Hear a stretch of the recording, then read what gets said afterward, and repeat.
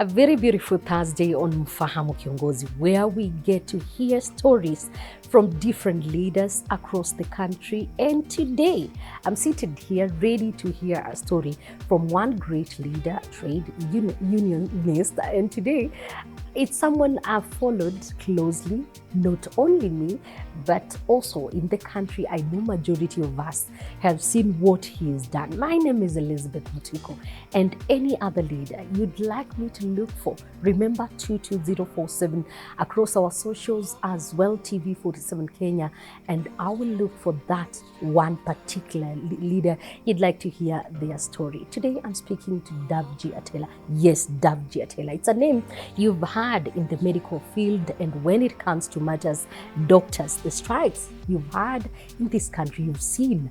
He's been in the center of them all, striking deals, looking for solutions. And today, I'd like to hear why he's so passionate about matters health sector in this country. And above all, I know he has a lot to tell us, inspire us, and inspire generation. Thank you so much for giving me an opportunity to hear your story after such a long chase.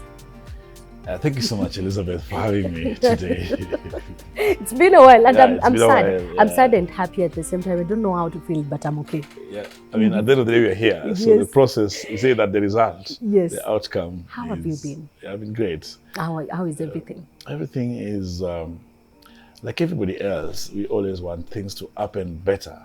Yeah, and see, the only person who can say things are okay is that person who does not exist. I've not seen any strike, any like in the recent past. Yeah, you know, strikes, we don't love strikes. We don't strike actually. We, most of the times, join governments when they're on strike. Yes. And that's why when you look at the history of the union, strikes only happens after almost 7 years, not quite often.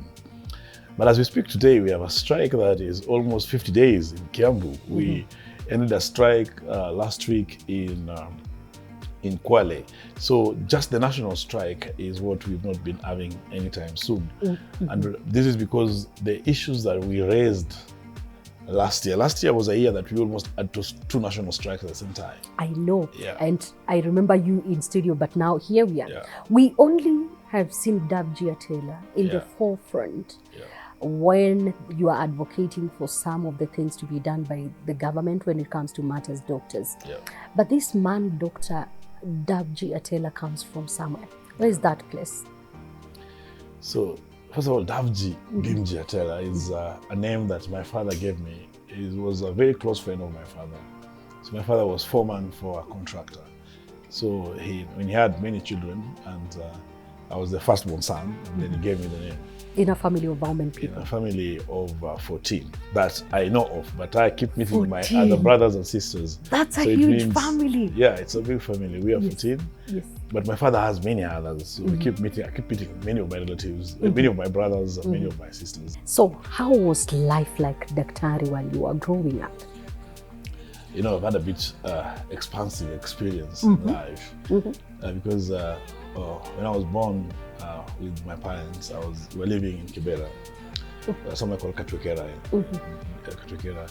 So Katwekera in Kibera. Yes. So with me and my siblings, we are in the 14 of you then. No, we are not 14 of us. 7 of us were in one house, and then my step siblings were in like just cross the road to the other house. Yeah, so in this place we had the houses in Kibera, just a single room. They have a curtain that separates, so at night we would sleep on the floor there. And the same for my other siblings. So the life was very simple in the sense that you just wake up and have that you have tea and bread, and then we wait for I used to wait for my mother. My mother was selling fish, so we used to buy fish from Kikomba. Then he come and sell them on the streets there. So I mean, that's why we used to wait for every day. We really, you know, you cannot always know that you have problems when you see that other people are living well. But to us, there was a good life at that time. You will also realize that one critical thing that I saw is that in Kibera, as it is that time, now I think it's slightly better, I believe. But you realize that you have the gutters around the sides, you have the toilets nearby and everything. But for us, that was the life. It was, and we had to just And you survive didn't there. see the problems therein. There was no problem because you just wake up, you get the breakfast, you go to school, and yeah. So later, I think because of the family, that was the way we were many, and my sisters started going to high school, and some were also in primary school. My parents decided I go stay with my grandmother. So I think from class 4, I went to stay with my grandmother in Homa Bay. So that's when I you had to leave Nairobi to Homa Bay. I went to leave Nairobi to now go stay with my grandmother until I did my class 8. How was life like shifting kutoka Nairobi now to Ushago? Oh, when I left Nairobi in Kibera to stay with my grandmother, it was a life of abundance, I think. Because now in this place, you share the little, and then it's up to when you have breakfast, you will eat again maybe at 4 p.m. that time. Or you'll go sometimes to these, there are these, the shops that sell these hotels. So sometimes you will go to those hotels and then you help them to empty the dustbins. Once you, as young boys and girls used to do that. Once you do that, they give you the mandazis. Some of my siblings and friends used to go to their houses in Langata and sometimes beg for food actually and bring every weekend for that. But now when I went to stay with my grandmother, it was different because now I was the only grandchild, and then she had a cow. So there was always milk, and there was Mandazi's bread. No, there was sweet potato. Yeah, continuously. So it was a bit more different, and then the environment was a bit more calm. Yes, but in the village, the reality is it was seasonal. During the harvest time, you used to enjoy the maize, you enjoy the abundance of food, you enjoy the milk. But during famine, there's nothing again. So you've experienced famine? Yes, there was one of the greatest famines, I think, which is called Mangwana. Or there's also another one called Aluftango. So it means that what is 1,000? So during that time, it's real famine. I mean, the whole school, if you're lucky, you go back to home lunchtime, you have to get porridge. But which me, I was lucky to get porridge at home. Most of my classmates, I think in class 6, 7 at that time, will not go home because they know if they go back, they're not going to get anything. So they would rather remain in school. And then also, in terms of the uniforms, you realize that it is normal. It's a normal occurrence to go to school without shoes. It was normal to have the leopards in on the back. Yeah, and that's the reality of the rural study that we had. Going to school each and every day. Yeah. What was your dream? You know, I was a bit fortunate because when I went to the village, I have my grandmother who was extremely religious, and therefore he exposed me to Catholic culture, and therefore my dream was to be a priest.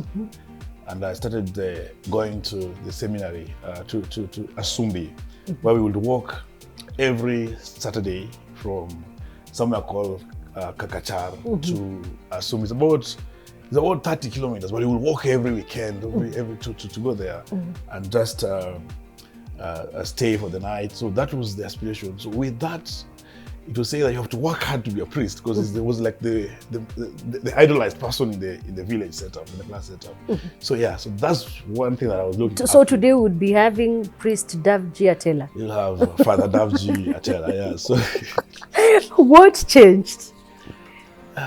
Sometimes I also don't know what changed, but I still believe that the priesthood is a vocation, and what I do now is also a vocation. But when I went to high school, I was in St. Joseph's Rapogi, and St. Joseph's Rapogi is also a seminary school, so I continued with being an altar boy and even being a catechist. Knowing that you're going to be a priest. I was also training the high school boys how to get their baptism and confirmation. So because I was a catechist and also an altar boy in high school. But now when I passed, one of the guys who used to really be close with us during that time was the Bishop Anyolo in Rapogi. But now when I passed high school, the situation is I had to go to university. So when I went to university, I went still with that strong aspect of being a priest. But then the environment was very different. See, when you're from our school, St. Joseph's Rapogi, which was almost a military school because it was very strict in terms of... What are some of the memories before we get to university? Now that you say it's a strict space. It's a strict space. Some of the memories you have of St. Joseph's Rapogi. is that there were rules. There were rules in terms of the behavior. If you are caught there doing anything outside the norm, like alcohol or you had no case, you were just going. Have you ever been caught? I was not caught. Actually, when I was in high school, I was awarded the most disciplined student twice, in Form 2 and in Form 3. And also I was a prefect. I was a dining hall prefect for almost 3 years. Yeah. Here you are in the university. Yeah. Were you going to pursue medicine or what was it? I was called for a Bachelor of Pharmacy at the time. Actually only 27 at the time in the University of Nairobi. And then we were in one big millennium hall where we had those who are doing pharmacy, those who are doing medicines, those who are doing dentistry, about 500 students. Those who had come from regular, and those who had come from parallel. I believe all the bright students from all the universities who had scored, everybody, you talk to ask them what they had scored, everybody had scored A in that first year. So it was more of, people were really caucusing based on the high schools where they come from, or the districts, or you'd see the boys from STARTIMES, from Mangus. That was the major thing. And some of those who had come from parallel are also having a different culture. So it was a very different environment when you joined. But from where I came from that time, it was a new place. Yeah, it was a new place, and I remember most of my friends were calling me a villager.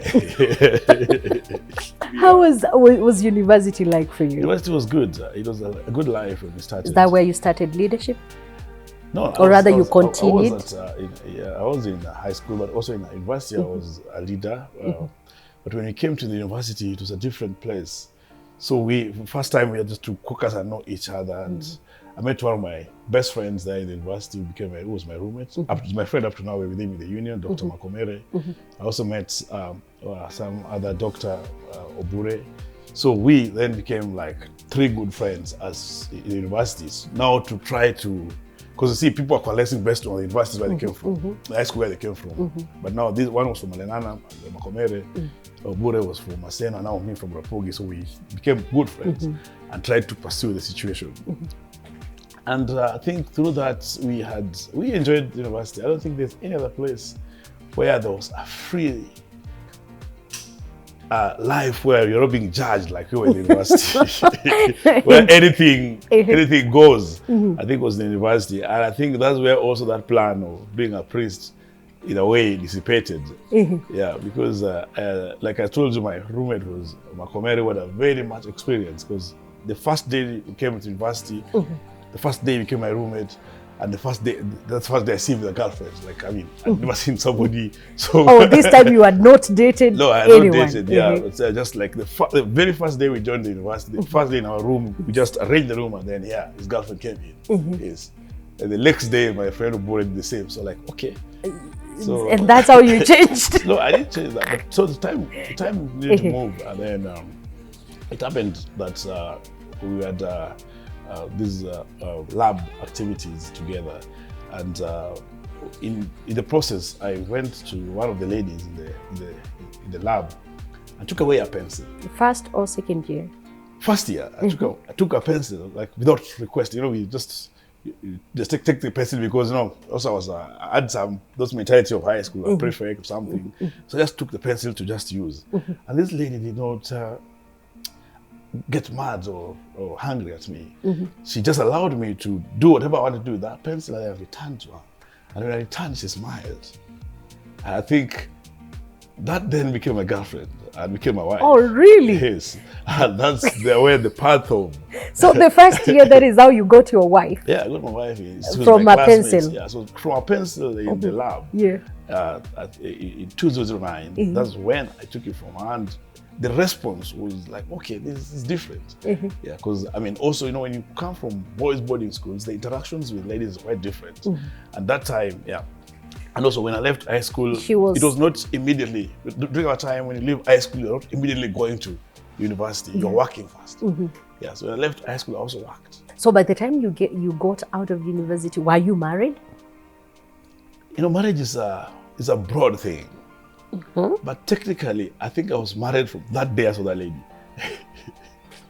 I love the way you're trying to be technical. Yeah. But I agree with you. Yes. You connected. Yes. But See, someone... now, the marriage for me was that moment. The marriage for the society was when I did the wedding. Yes. Yeah, but I must really tell you that same year I conceived my first son in by 2010. So, so yeah. So somehow I was you were first year married. at university with my first son. I was in second year with the second born. So how did you balance that? Were you working?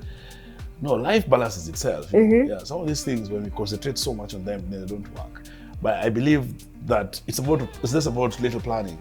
We get some help loan here and there that time in the university, and also the intention. Sometimes they just support that and acknowledging the actions and make things much easier. You've been so vocal on matters, doctors, and everyone knows your name through that. How did you get to that chapter? I came to realize that the elite aspects, the formal job that is being seen by the people and the reality of work was different. Yes. Because you become a slave of salary, and we call it white smoke. Yeah. So every month, every doctor is waiting for that salary.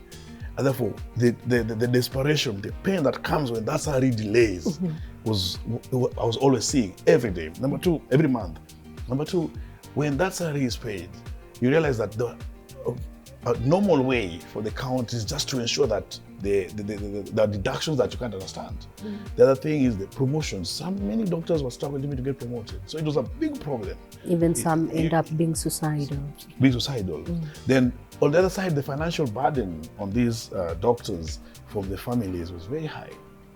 And then it was so real that it's not only the issues of doctors. When doctors are frustrated that their salaries are not paid, that their wages that don't get this promoted, that there's shortage, it was worse even for patients. Sometimes your issues are politicized, and you've been, not only you, but all leaders in that who have been in the KMPDU, they've been accused of either siding with one side, government sometimes. How do you find it? How do you feel about it when your issues are being politicized? You know, to me, and to the children, to how I've seen it, it doesn't matter what modalities we use to get results. Sometimes you have to get to politics to get these things resolved. And the moment we separate our issues from the politics, that's where we don't get them done. And I'm telling you here, from the practical aspect, as a branch secretary who was leading 6 counties, it was up to the time that the community, the people know that they need the health care. They stand firm and say, we don't need strikes here, and if governors can't handle it, then they have to go, or something must be done. That's when you're getting issues resolved. That's when you get drugs in those hospitals. Sometimes you say that, and you see leaders reiterate, and against what you're saying. Sometimes they even issue threats publicly when you're advocating for these issues and when you're pushing the government and the county governments to implement. Have you been threatened? Have you had to run? You know, when you look at, if I give you the story of it all, is that within the branch as leader, there were threats, but they were a bit minimal because we're just dealing with MCAs and with the chief officers and everything, so it was easy. So when I was in Eldoret doing my master's and working for the doctors in that region, also it was easy. But when I became a National Secretary General, things changed. Because the magnitude of impact is different. For example, the last strike that we had last year, the threats were there and the threats are genuine. And they're so real.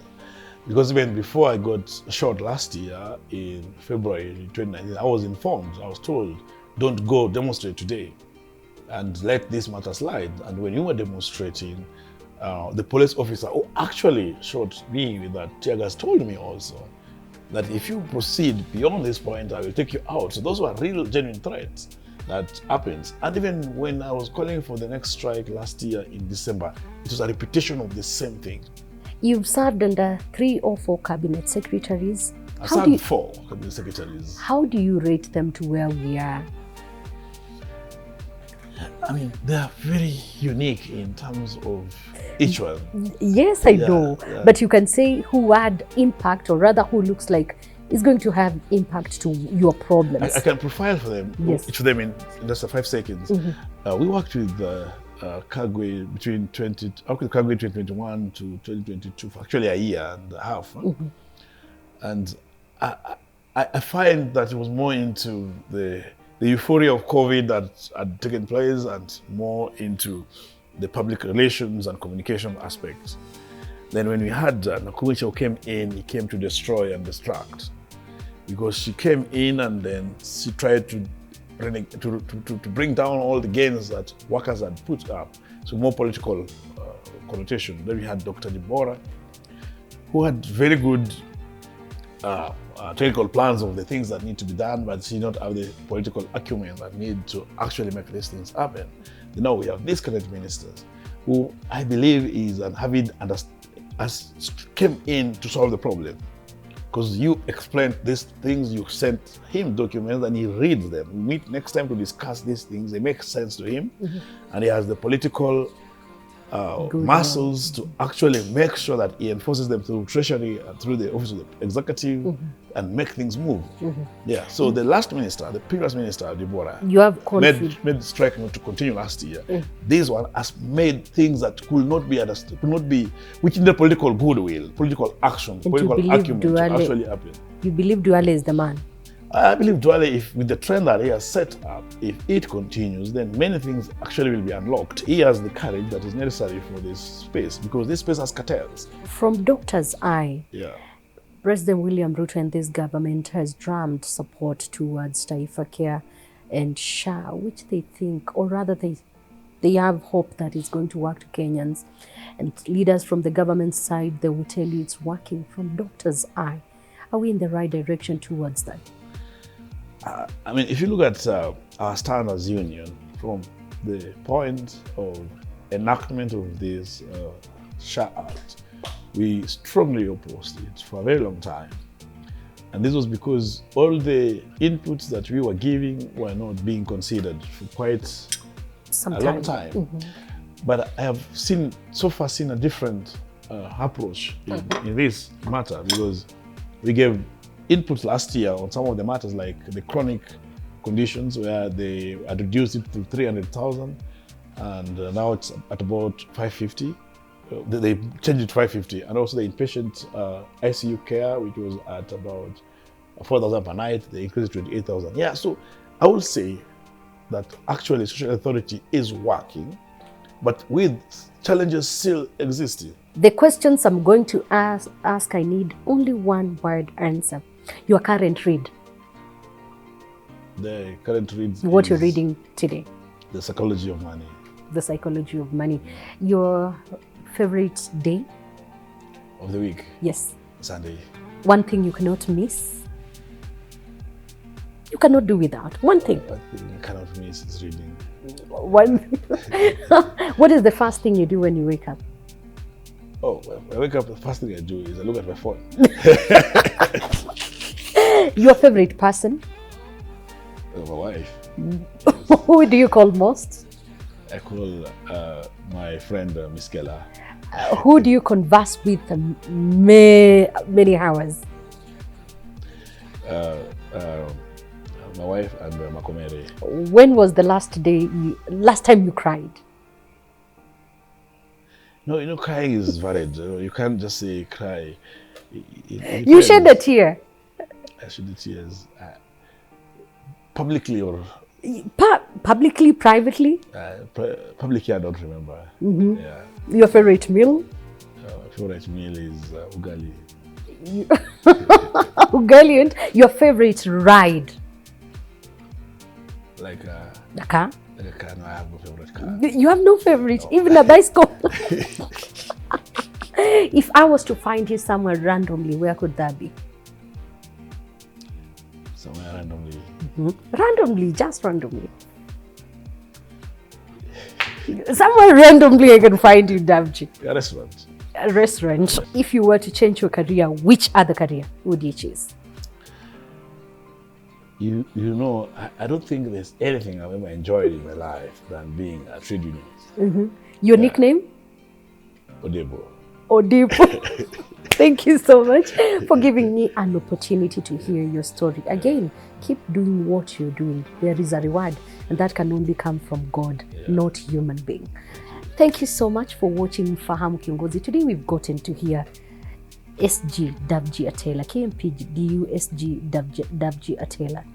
This is a beautiful story. I believe out there is another leader you'd like me to look for. Remember our 22047, and I'll definitely go for that leader. I'm Liz Mutuku. Keep it TV 47.